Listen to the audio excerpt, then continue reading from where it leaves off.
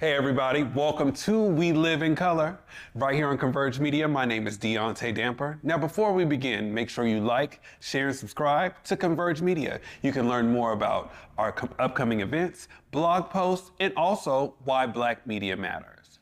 Now, my guest today is a reason why a lot of our community members are living in color. Through the pandemic, I watched this community organize, and even in the midst of tragedy, he showed us how to triumph. Julian Everett. Oh, wow. I can't beat that intro. Hi, Deontay. You deserve that intro. Well, thank you. A lot of the work that you have done has really been a part of setting the tone for folks. So I'm just really happy and honored that you would come to the Black Media Matters studio, so community members can learn not just more about who you are, but what they can do. Because to know you, you have to know what you can do. Is that fair? I mean, I think it's very fair. Thank you for having me. And you're not from Seattle. No. So how did Mr. Everett start his journey? Ooh, well, I'm born and raised in Baltimore, Maryland. Okay. That's literally where my roots are. That's where I'm from. And I really didn't have a plan. It was more along the lines of I was just living, coming from a space where I was always supported. I saw a lot of Black and brown women that were just very intelligent, resilient, innovative. It just inspired me to go the full throttle mile of wanting to be the best of the best in whatever it is that was going to be. And I didn't really think about getting into public health first. At first, I thought I could be a singer. Okay. Can you sing? No. Okay. No, okay, no, that didn't work out.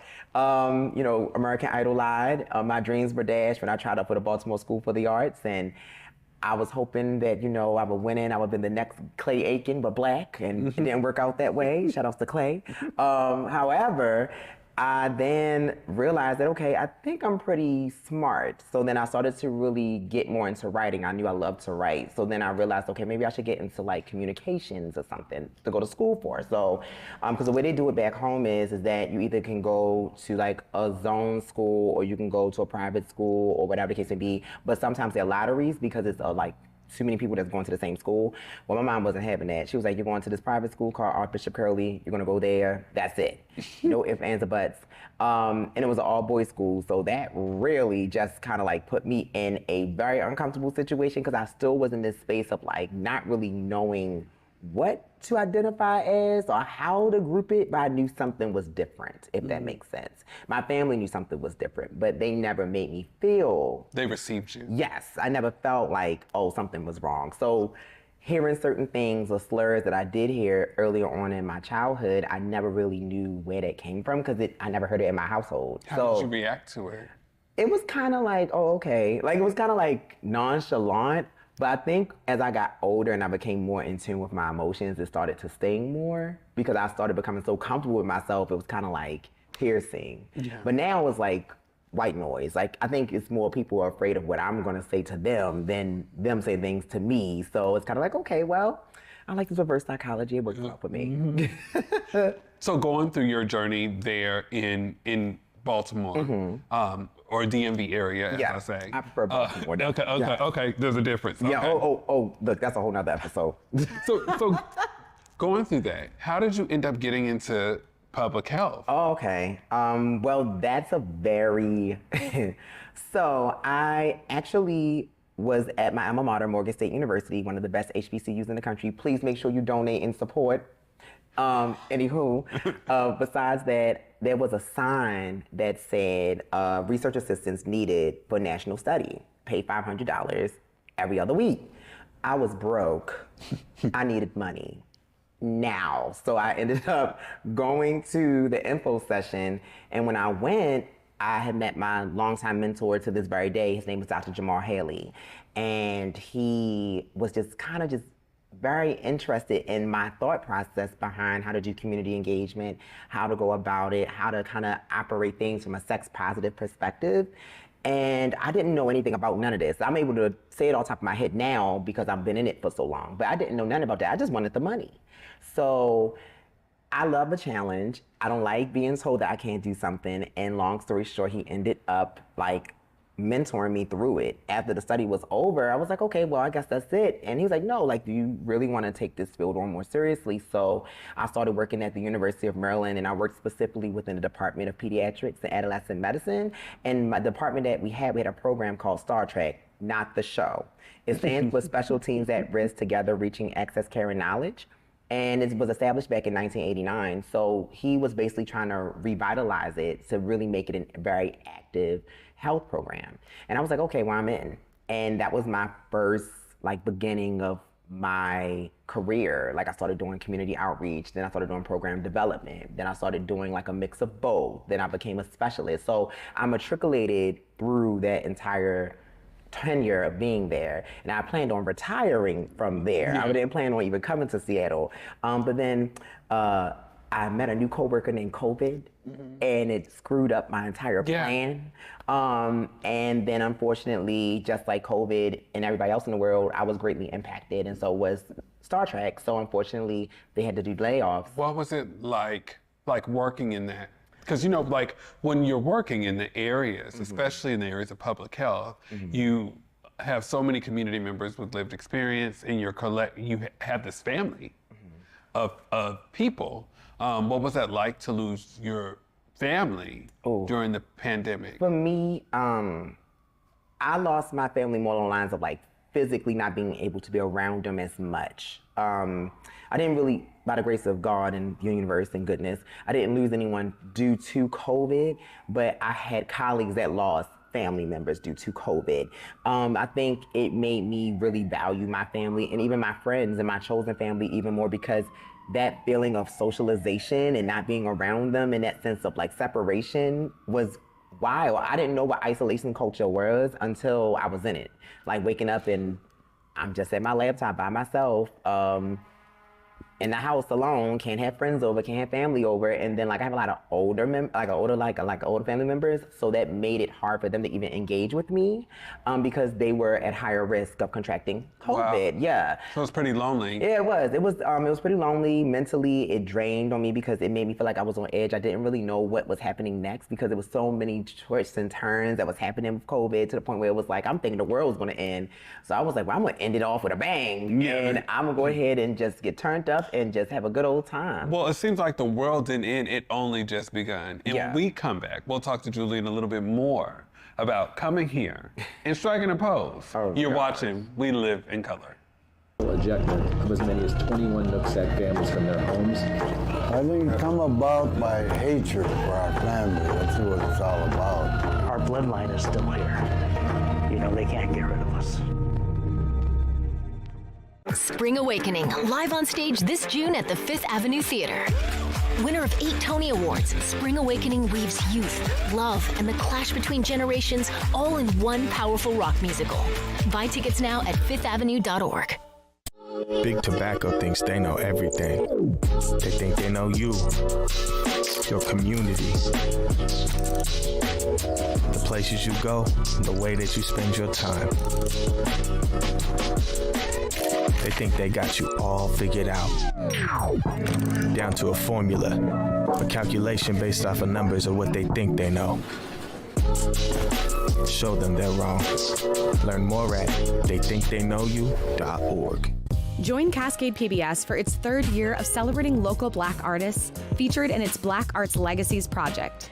The evening will include performances by artists featured in the project, a portrait gallery of this year's artists, video highlights from the series, food, dancing, and more.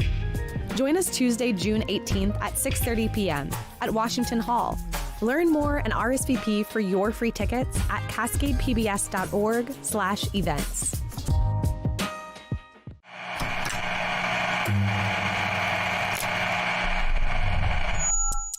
Hello, welcome to Elite Insights with Carlos Imani. We're looking to offer an in-depth look at event production industry through the lens of client experiences and joint successes. The podcast will emphasize guest interviews, focusing on client discussing their fields and reflecting on their collaboration with Elite Collective. Again, you're with Elite Insights. Carlos Imani here. I'll see you guys in a few.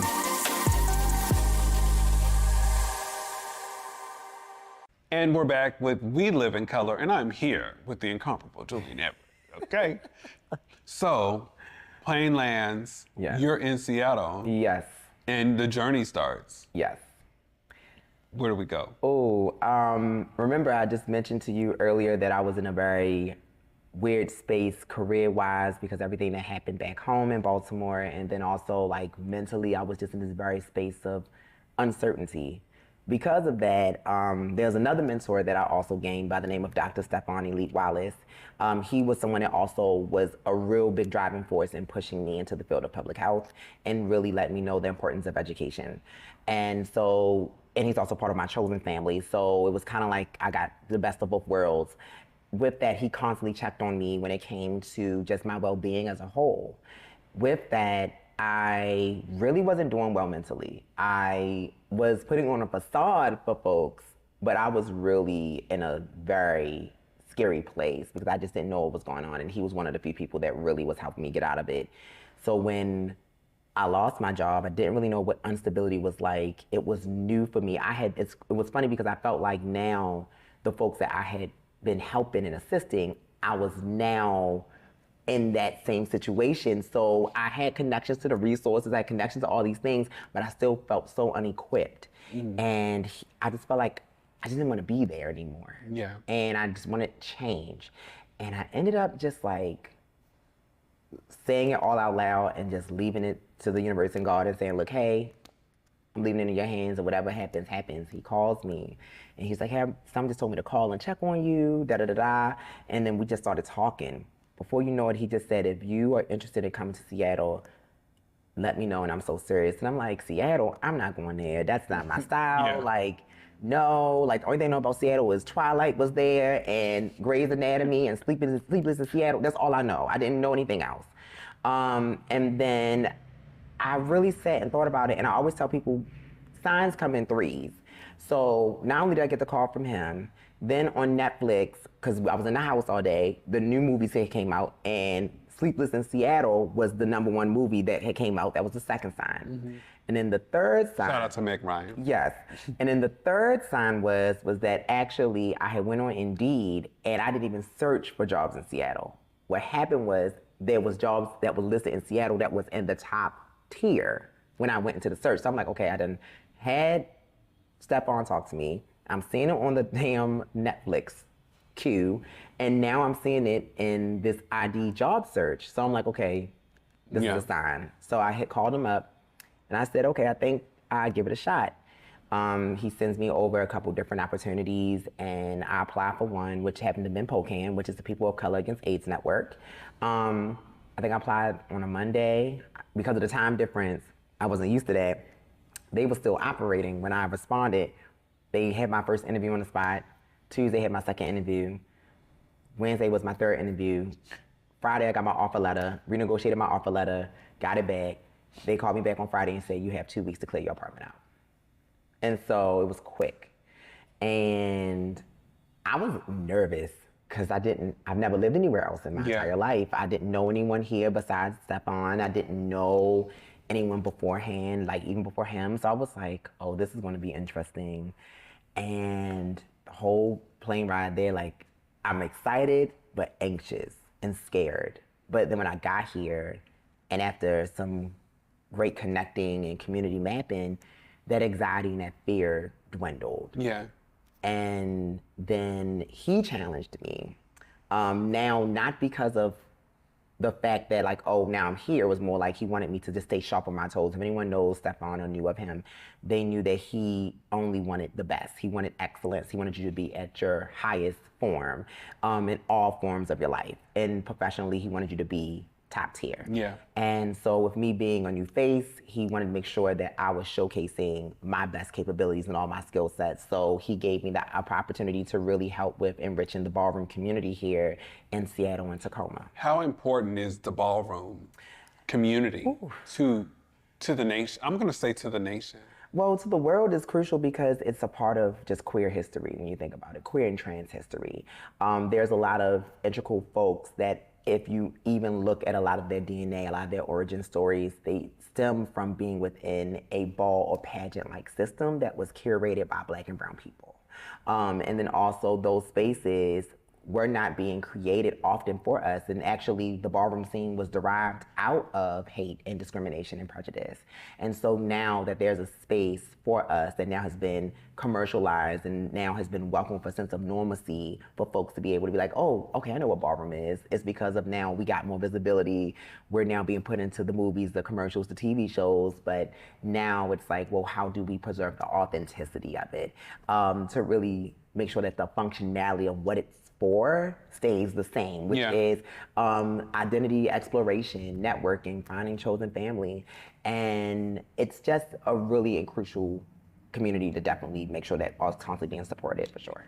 And the thing is, right, when we look at ballroom, right, we have our chosen family. When we look at 70% of homeless youth are Black LGBT folks, right? And a lot of our community members are housing a lot of our young youth who have been kicked out, are navigating our community members through the areas of public health and saving them a lot from abuse, right? Have you ever thought about like why the ballroom scene, why organizations within the ballroom scene or families could not be nonprofits or because you're doing community casework, right? And I know it's not about that, but I just think about that. I mean, well, part of it is happening where there's the integration of non-medical and medical services and using ballroom as a medium to do so. It's happening in New York City, it's happening in New Jersey, it's happening in Philadelphia. It's just not happening here. And so I'm hoping to change that by doing the Suway Health Division, which is the Stephaun Wallace Advocacy Community Engagement Division, which is powered by Queer Life.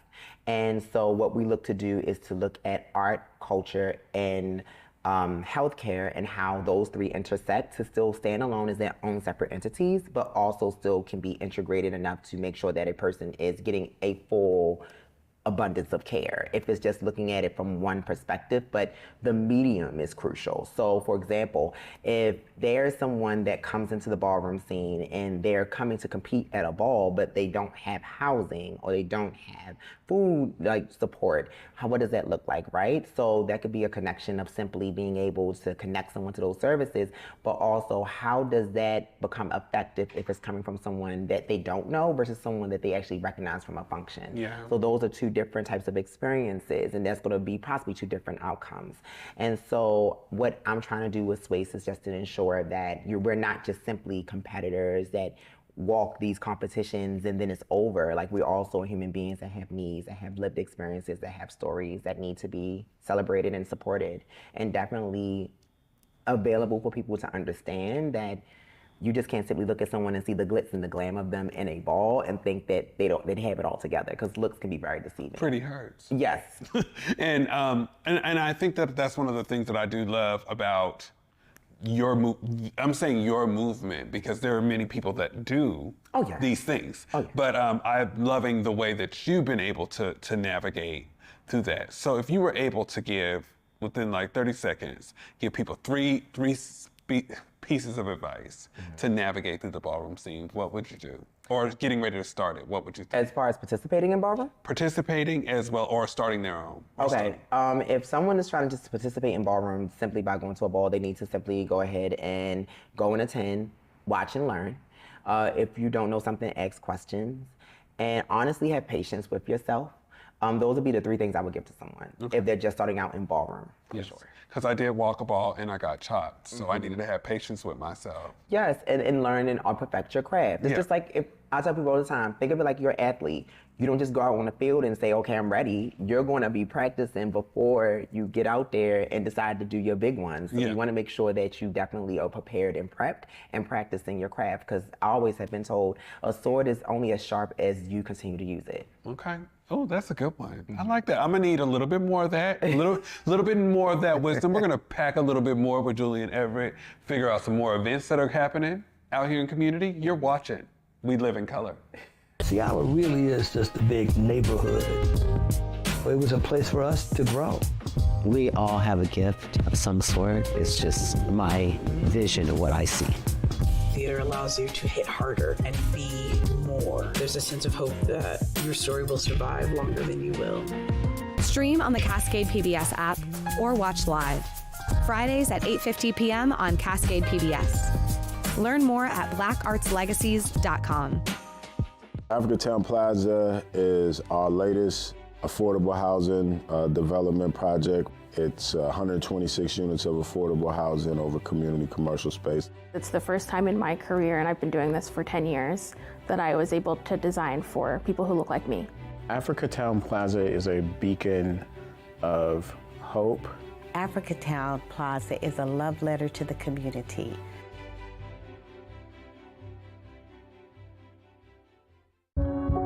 One in every 500 African Americans in the U.S. suffers from sickle cell disease. 1 in 3 African American blood donors is a match for patients with sickle cell. 1 appointment to donate blood with the American Red Cross can help save a life. Will you be that one? Visit redcrossblood.org/ourblood today to schedule an appointment at a location near you. Here on Back to Vesa, it's always been important to me that we uplift stories from across the region, and that no matter where you live in the nation, you never have to miss a moment of the show as we continue to highlight the beauty, excellence, and resilience of our communities across the Pacific Northwest. Why? Because representation matters. So no matter where you live, be it the Central District or Centralia, Portland or Pullman, or anywhere across the country, I encourage you to join me on this Back to Vesa journey by downloading the free Fox Local app on your phone or smart TV as we continue to elevate the very best in our communities. You on my mind a lot, don't need no time watch. I don't know how I got you in my pocket spot. Yeah, that's babe, need you every day. You seem like the barging down, got my heart no barging in. From the bed to the floor to the couch, might wake the neighbors up, but you in and break you out. In the end, we gon' make a child, then we gon' hit the show. Part 2, we don't need no pause. Misty, we gon' get tipsy, don't need a power spot. Copy my steel, face the fact that, copy my steel, face the fact that. And we're back with Julian Everett. So, this is a part of the show where we do our We Live in Color tribute. Who, Julian, has helped you live in color? Oh, wow. There's been so many people that have. Of course, my mom, like, that's like the GOAT. Okay, what's her name? Her name is Terry Jones. So, Okay. of course, like, she has definitely been the matriarch of our entire family. So she's been someone that definitely has allowed me and definitely has like welcomed me to really see that color is not just one fold, but it's trifold, and how that looks and how you can also pass it along to others. Of course, Dr. Jamal Haley, he's another one because he really still instills in me to this very day, and allows me to really not sit in my mistakes. Like, he allows me to be like, okay, you did that wrong, but let's fix it. This is how it can be fixed. He's very optimistic and very clever and innovative with a lot of his like thinking and processing, and I really admire that, and that's someone that just pushed me to also push others. It helps with bridging that intergenerational gap. And then of course, finally, Dr. Stephaun Wallace, losing him was definitely something that's still something I'm processing and learning what grief is, and I wouldn't even be here today if it wasn't for him. Everything that he's been able to render, from his excellence to his humor to his realism, just the fact that he just loved. That's just something that like I couldn't ask for more. And it's like, now that he may not be physically here anymore, it's just the fact that I still have memories. I still hear him sometimes. And it's interesting now with me working with a lot of his colleagues, we still think of him and like how he would want things, how he would do things. So it's like, although he may not be here physically, he's still around. So I definitely would dedicate that to him too. Absolutely. He's played a big impact in a lot of the work that I have done. And accountability with grace, right? Yes. Navigating through our community. Sometimes we're fearful of what the next step could be, but sometimes you just need, but when you have that real support and making yourself feel comfortable to be able to move to that next space, I think that he gave a lot of us that. Yeah. And you don't, it's rare. I hope to see it more in community. Me too. More often, but I would say that, you know, that is the blueprint. Oh yeah. So we definitely lift Dr. Stephaun up in this space. Yes. And here we are. You, the work that you have done over the past 3 years since I have known you has always, every 3 months is always something new to create space, to be out there in community. But I want community to hear from you. Can you look in that camera and tell community how they can support you. Ooh. Right here. Oh, this one. That one, okay. yeah. Oh, wow. Okay, this is a real professional set. Didn't know which camera to look at. Okay. How community can support me? Wow. Let's see. It would be great if community could show up to many Black or Brown events that are happening throughout the city. That's the first thing. It's not just me. There are other curators that are doing great work that I work alongside that I would definitely suggest and strongly encourage that you go and support. So anything that's Black and Brown that's happening in the state of Washington, please support. If it's just being present in the space or if it's just merely you going to a one-off event, that just means a lot. If you can donate your money.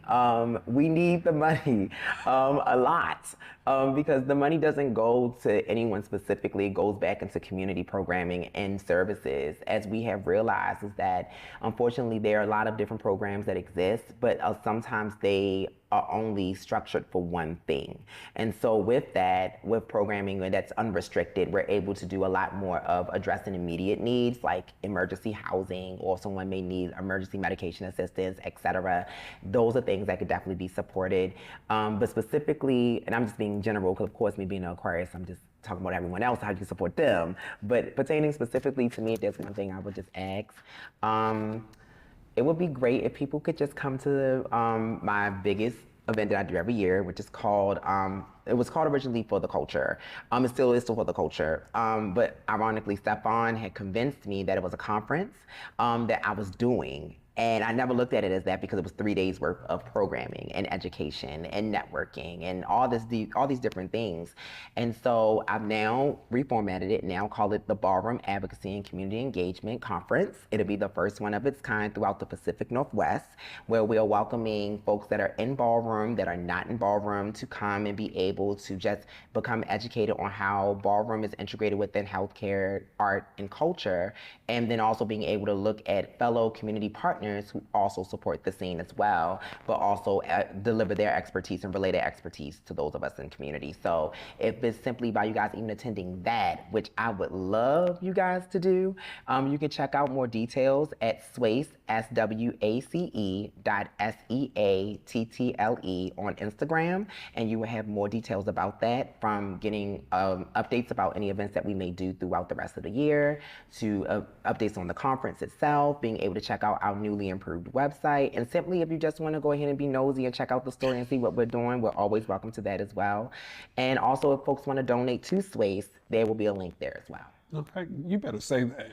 Yeah, we love donations. Well, above all else, I just want to thank you for coming on. Oh. I know you're fresh off a flight and busy, but you are really creating space for people, for our youth. Thank you. And I think that we don't really have very many intergenerational things that are happening, but you are breaking that and putting community together within that space. Oh, yeah. I hope you feel that. I hope you know that, right? Because so many community members come to Seattle and it's like, well, where's the community? You've created it. So if there's anything that you hear, right here in the Black Media Matter studio, we appreciate the work that you do. And thank you for helping us young kids, and them young kids, because I ain't young, but helping the kids in community live in color. Thank you so much for coming. And thank you, community, for being a part of this. Thank you for helping community live in color. Until our next guest for next week, remember to walk with love. Thank you.